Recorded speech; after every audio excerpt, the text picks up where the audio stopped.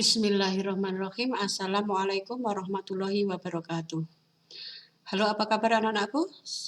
Selamat berjumpa kembali dengan pelajaran SKI, Sejarah Kebudayaan Islam. Di sini Ibu menyampaikan pelajaran keempat atau bab 4 dengan judul Mengetahui Masa Kanak-kanak Nabi Muhammad. Nabi Muhammad lahir dalam keadaan yatim. Ayahnya meninggal ketika beliau masih dalam kandungan. Pada usia 6 tahun, ibunya meninggal, beliau pun menjadi anak yatim. Bu guru ulangin, ibunya meninggal, beliau pun menjadi anak yatim piatu. Kehidupan yang keras menimpa beliau menjadi manusia pilihan. Setelah ibunya wafat, Nabi Muhammad ikut kakeknya yaitu Abdul Muthalib. Tak lama kemudian kakeknya juga wafat. Akhirnya Nabi Muhammad ikut pamannya yang bernama Abu Thalib.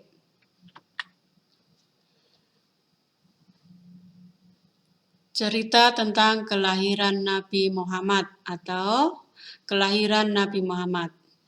Muhammad adalah anggota kabilah Bani Hashim. Kabilah ini mulai di kalangan suku Quraisy. Kakek Muhammad bernama Abdul Muthalib.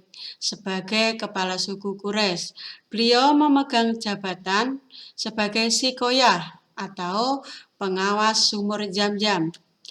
Tugas sikoyah adalah menyediakan air yang dibutuhkan oleh para pengunjung Ka'bah atau haji. Ayah Muhammad bernama Abdullah. Ia meninggal dunia ketika ikut berdagang ke Syam. Ia jatuh sakit dan meninggal dunia di Yastrib atau di kota Yastrib yang sekarang disebut dengan Madinah. Peristiwa ini terjadi 3 bulan setelah menikah dengan Aminah binti Wahab. Aminah binti Wahab berasal dari kabilah Bani Zuhroh. Dari garis keturunan Muhammad merupakan keturunan Nabi Ismail dan Ibrahim. Jadi Nabi Muhammad keturunan Nabi Ismail dan Ibrahim. Setelah terjadi peristiwa serangan pasukan gajah, Aminah melahirkan seorang anak laki-laki yang bernama Muhammad. Jadi, kelahiran Nabi Muhammad itu bertepatan dengan pasukan gajah atau serangan di kota Mekah. Ia lahir pada malam hari menjelang hari Senin tanggal 12 Rabiul Awal tahun Gajah, bertepatan pada tanggal 20 April 571 Masehi. Setelah mendengar Aminah melahirkan, pagi itu juga Abdul Muthalib datang dan mengangkatnya cucunya itu, lalu diciumnya, didekapnya, lalu diajak mengelilingi Ka'bah atau Thawaf, dan juga memberi nama cucunya itu dengan nama Muhammad, yang berarti orang terpuji. Abdul Muthalib berharap agar cucunya kelak menjadi orang yang terpuji di seluruh dunia. Jadi Muhammad berarti orang yang terpuji. Dilanjutkan. Di sini Bu Guru perlihatkan silsilah Nabi Muhammad. Untuk lebih jelasnya kalian nanti bisa buka halaman 51. Kalian baca sendiri ya silsilahnya ini. Bu Guru lanjutkan. B. Muhammad dalam masa asuhan. Menurut kebiasaan orang Arab, anak yang baru lahir disusukan kepada wanita desa.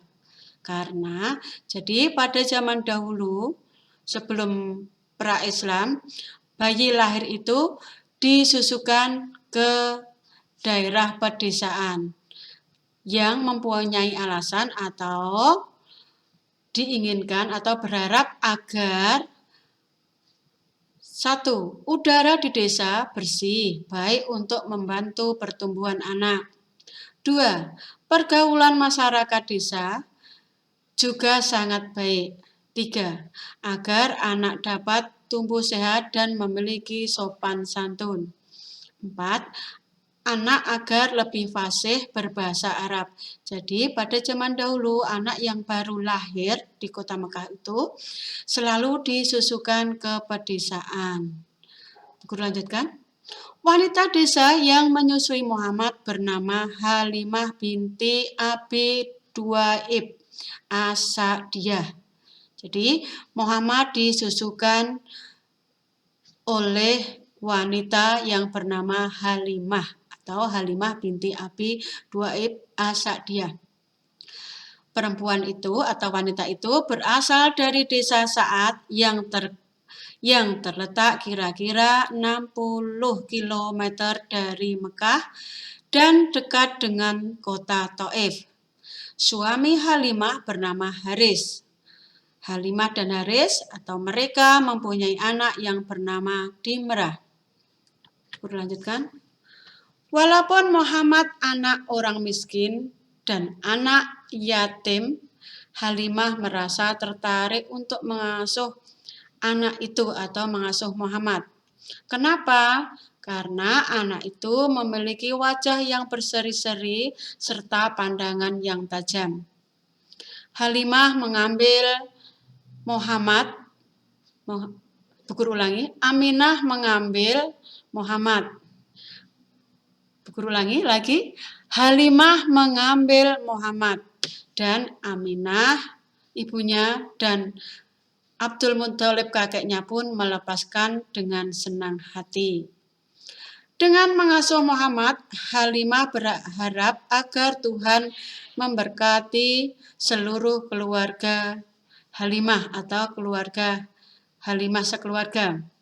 Ternyata kehadiran Muhammad dalam keluarga miskin itu membawa berkah. Berkahnya adalah kambing yang mereka pelihara menjadi gemuk-gemuk dan menghasilkan lebih banyak susu. Rumput yang digunakan untuk mengembala kambing juga tumbuh subur. Kehidupan keluarga mereka menjadi cerah dan bahagia. Lanjutkan.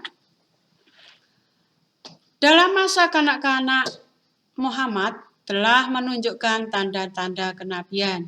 Jadi, selama Halimah mengasuh Muhammad mempunyai tanda-tanda kenabian. Tanda-tanda kenabiannya adalah 1.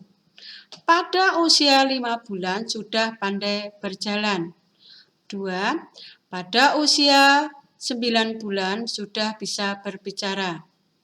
3. Pada usia 2 tahun sudah bisa dilepas untuk mengembala kambing bersama anak Halimah. Pada saat itu pula berhenti menyusui. Jadi 1-3 ini adalah tanda-tanda kenabian Muhammad. Saatnya tiba Halimah mengembalikan Muhammad kepada ibunya. Jadi sudah berumur 2 tahun, Muhammad dikembalikan ke ibunya. Dengan berat hati, Halimah harus berpisah dengan anak asuh yang membawa berkah itu. Aminah sangat senang melihat anaknya kembali dengan segar bugar. Perpisahan Muhammad tidak berlangsung lama karena kota Mekah diserang wabah penyakit. Jadi saat umur 2 tahun Muhammad dikembalikan ke ibunya, tetapi tidak lama karena di kota Mekah terserang wabah penyakit. Guru lanjutkan. Untuk menjaga keselamatan Muhammad, Aminah menyerahkan kembali Muhammad kepada Halimah. Jadi, Muhammad tidak jadi diterima oleh ibunya karena ada wabah penyakit. Muhammad dikembalikan ke Halimah lagi. Dalam masa asuhan kali ini, Halimah dan anak-anaknya sering menemukan keajaiban pada diri Muhammad. Apakah keajaibannya itu? Yaitu sering mendengar suara orang memberikan salam kepada Muhammad. Jadi, tidak tampak atau tidak kelihatan seseorang, terdengar suara salam untuk menyapa Muhammad dan anak Halimah. Ucapannya adalah Assalamualaikum ya Muhammad. Padahal dia tidak melihat siapapun atau tidak melihat seorang pun. Ternyata suara-suara yang sering terdengar adalah suara sapaan dari malaikat. Ada 2 malaikat yang datang untuk membersihkan hati Muhammad dengan air yang dibawanya. Adapun dengan pembelahan dada Muhammad, tetapi tidak sedikit pun ada luka dan bekas pada diri Muhammad. Jadi, Nabi Muhammad dibelah dadanya oleh 2 malaikat di saat dia pergi mengembala kambing, tetapi tidak tampak luka atau bekas. Sejak kejadian itu, Halimah merasa takut. Pada usia 4 tahun, Halimah mengembalikan Muhammad kepada Aminah. Jadi, selama 2 tahun, Muhammad sudah bisa bermain sendiri atau mengembala kambing bersama anak Halimah. Akhirnya sampai usia 4 tahun, terpaksa Muhammad dikembalikan kepada ibunya yaitu Aminah. Guru lanjutkan. Pada suatu hari, Aminah membawa Muhammad untuk berziarah ke makam ayahnya, yaitu di Yastrib atau di kota Madinah. Mereka ditemani seorang pembantunya wanita yang bernama Ummu Aiman. Ini pembantu Aminah ya. Setibanya di kampung Abuwa, Aminah mendadak jatuh sakit. Beberapa hari kemudian Aminah meninggal dunia dan dimakamkan di kampung itu juga, yaitu di kampung Abuwa. Sesampainya di Mekah, Abdul Muthalib menyambut kedatangan Muhammad dan Ummu Aiman dengan rasa haru dan duka. Dalam usia 6 tahun, Muhammad menjadi yatim piatu. Jadi, usia 6 tahun, ibunya meninggal.